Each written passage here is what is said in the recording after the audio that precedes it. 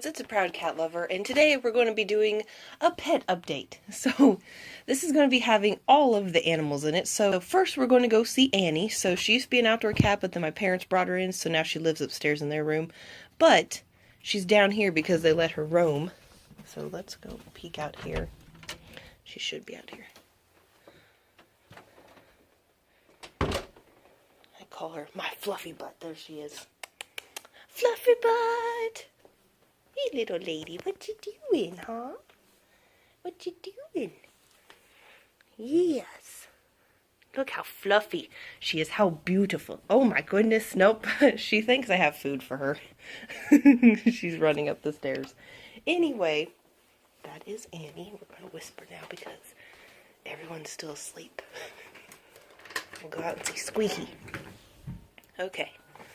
So I just fed her and she's already gone. What the heck? Squeaky! Squeaky! Squeaky! Squeaky! Okay, so literally just fed her and she ate like that much of her food before she decided to leave. So rude. I have no idea where she went. 1 second. Okay, so found Squeaky. She's going to be going to the vet tomorrow because she has a wound on her claw. Yes, we're not going to get too close because my dad just got home, so I'm going to go in the house now. So yeah, that's Squeaky. She's doing good aside from that wound on her foot. Okay, so we're back in my room. Blossom and Rose, of course, doing good. Rose has this new cat food by Royal Canin that is for gastrointestinal fiber response is what it's called. And it's because where she's constipated, the food that I got her from the vet, which was like $21 for 4 pounds, and it did nothing. So if anyone has cats that have problems with constipation, definitely would recommend getting the Royal Canin gastrointestinal fiber response. It's already started helping her, which is great. I still have been mixing her diet with moist food so that she's still getting some moisture because the food from Royal Canin is dry. And sometimes I spray it a little bit with water, but it kind of, they don't like it as much when it's all soggy and wet and stuff. But that's what she's been using. Sadly though, it only comes in an 8-pound bag, and it's like almost $50, and it's only if you can get through a vet. But like I said, it's been helping her, and if it takes care of it, it's definitely worth that money, because like I said, I already spent money on this bag of food that the vet sold me that did nothing. So, wasn't very happy about that. So I'm very happy that I spent the money and this food's actually working. So she's doing good. Like I said with Squeaky, she does have a wound on her front dew claw that's right here, and at first I thought that it was broken. But upon further inspection, it just looks like she got bit by maybe a rodent or something, because it doesn't look like a cat bite. By maybe like a rodent, and it had got infected, and it was an abscess, and it opened, to be nice about it. Okay, so I'll go ahead and update you on the reptiles. My dad is in the restroom, so I'm not going to talk very loud, because I always feel weird videoing and talking when people are in the next room. So, oh my gosh, but all of the reptiles have been doing good. You can see that Blaze is hanging out up here, and then Phoenix is probably hiding back there. Oh, I'm sorry, did I scare you? I didn't mean to, I'm sorry. Talk quieter. Scared her. And then, of course, Phoenix is in on this side, and she's just going to leave now.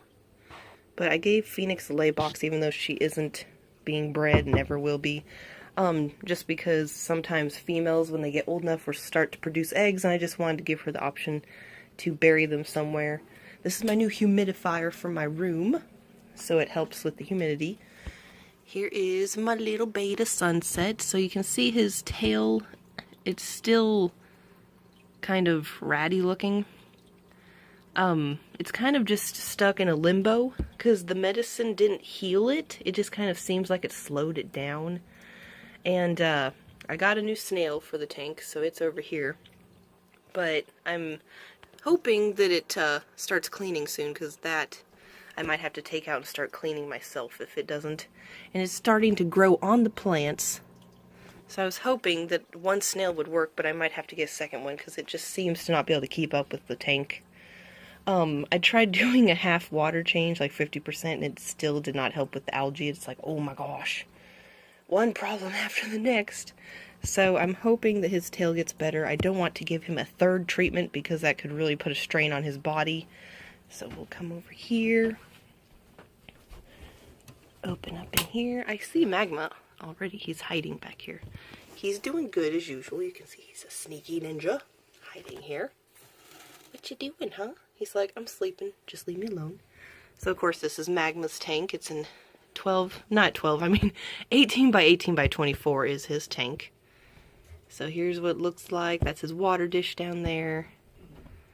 He has his coconut. And then he has this cover that here goes on the front so that he feels a little bit more secure. And, of course, these plants and his ledge are there.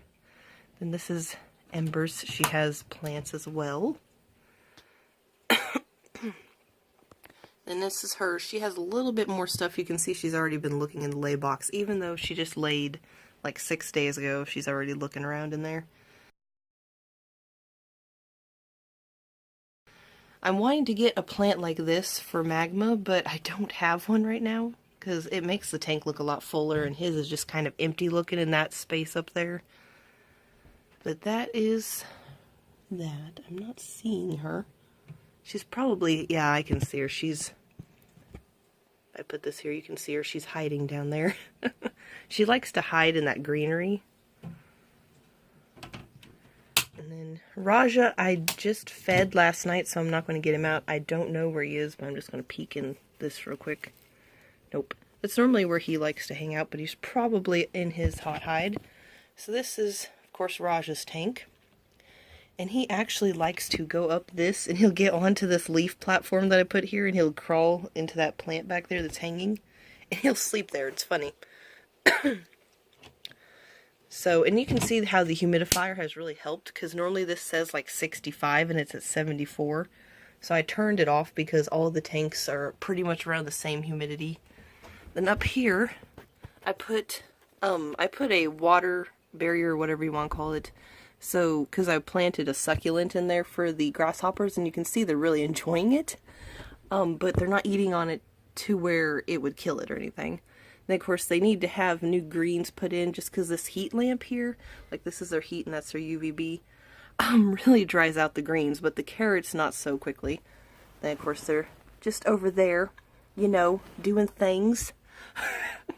The babies got upgraded into their new big tanks that are right here, and I'm not going to get them out, but I will go around to the side so you can see their big tanks. I don't see any of them hanging out over here, sadly.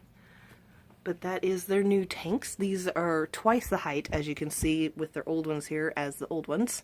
They don't have as much width, but they has more height, so I knew they'd like it. So down here, we have the hissing cockroach babies that have been separated from the parents, because where they're getting big. And, oh, there's one right there. But all the males are in this one, and then all the females are in this one. So we've got about 10 males in here. There's only 3 females in here because I gave 3 of them away to a friend. So that's pretty much them. Let's go over to the closet.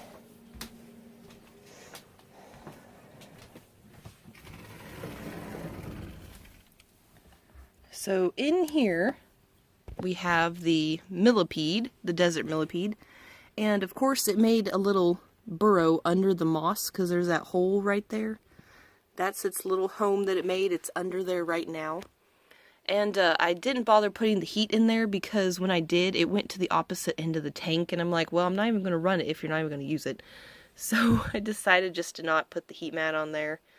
And it stays pretty warm in the closet. There's a thermometer up here. Let me look and see. Yeah, so like it's 73 in the closet because that's for the eggs over there. So it stays pretty warm in the closet. And then the hissing cockroach and the babies and everything are in here, and I have to do that every time I go to open it because the babies like to hide. And there's one right there on top. As you can see, it's right there. But anyway, the babies like to get in this crevice that I'm sticking my finger in. See, there's one in there. And they like to try to crawl onto this onto the glass and jump out. But there's one of the adults just chilling up there. I think that's, looks like T-Rex. Let me touch him and see. Yep, it's T-Rex. Whenever you try to touch T-Rex, he hisses. So I knew it was him. But, this, of course, is their tank. They've got 3 hides, except I don't think any of the babies or the adults use any of them except for the hot hide, which is where the adults are right now. And they're all hiding back there. You can see that antenna moving. But, I had to tape the entire top, the vents. I even had to add tape to the sides here, which I discussed in a previous video, because where the babies had been escaping, and I haven't found any that have escaped aside from if I open the door and they get out. So that's good. But, anyway, that kind of wraps up the pet update. I have that area cleared out, and I've got a friend taking my radio. Of course, I can put those notebooks anywhere. Organized over there so that, when I get the new tank for the hissing cockroaches, it can go right onto there. I still have to organize up there where the new tank for the new pet's going. But, in literally a week, I will be getting the new pet. I'll be picking up the tanks, the grasshoppers will be moving over into here, and the hissing cockroaches will be moving over to the tank that's going to be there. A lot of stuff is going to be happening. I probably won't video at the Reptile Expo, we'll see, just because I never really feel comfortable carrying around a camera and talking around people, as you guys know. So, anyway, I hope you guys enjoyed the update. I hope it wasn't too long or boring or anything. And, yeah. So anyway, thank you guys for watching, and have a great rest of your day.